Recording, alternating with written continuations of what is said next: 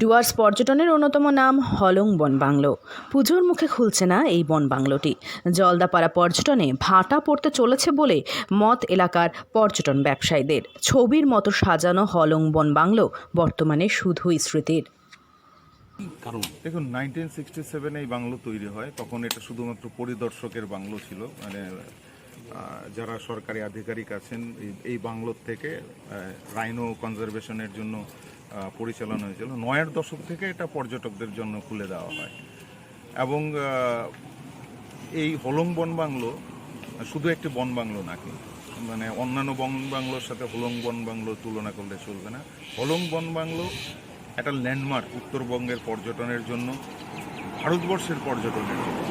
এখানে দেশি বিদেশি প্রচুর স্বনামধন্য মানুষ এখানে তাদের পদচিহ্ন রেখে গেছেন।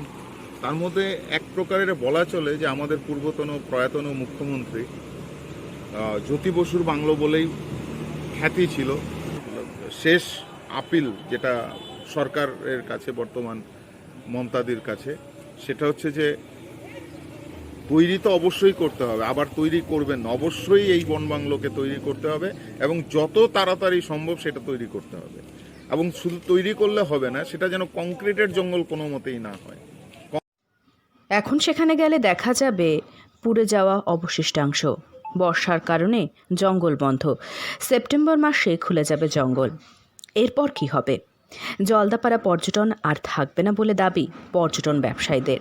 তাদের কথায় হলং বন বাংলো একটি আবেগ। এখনও কোনো পর্যটক জলদাপাড়া গেটের সামনে দিয়ে গেলে খোঁজ নেন হলং বাংলোর। তাদের একটাই কথা, কবে খুলবে হলং বন বাংলো? উত্তর কিছুই দিতে পারেন না পর্যটন ব্যবসায়ীরা।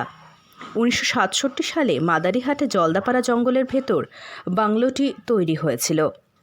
বিভিন্ন বন্যজন্তু ও পাখিদের সান্নিধ্য উপভোগ করার জন্য দেশ বিদেশের পর্যটকদের কাছে অত্যন্ত প্রিয় ছিল এই বন বাংলোটি। 68 বছর ধরে এই বাংলোটিতে এসেছেন অজস্র পর্যটকেরা। পর্যটন ব্যবসায়ীদের মতে হলং বাংলো কবে তৈরি হবে তা জানা নেই। এদিকে হলং বাংলো না থাকলে ওদিকে আর সাফারিও হবে না, আর যা পর্যটনের ক্ষেত্রে কুপ্রভাব ডেকে আনবে। কোভিডের পর একটু ব্যবসা ভালো হচ্ছিল, কিন্তু হলং বাংলো পুড়ে যাওয়ার পর সব শেষ হয়ে যাচ্ছে বলে জানালেন পর্যটন ব্যবসায়ীরা। আলিপুরদুয়ার থেকে অনন্যাদের রিপোর্ট, লোকাল 18 বাংলা।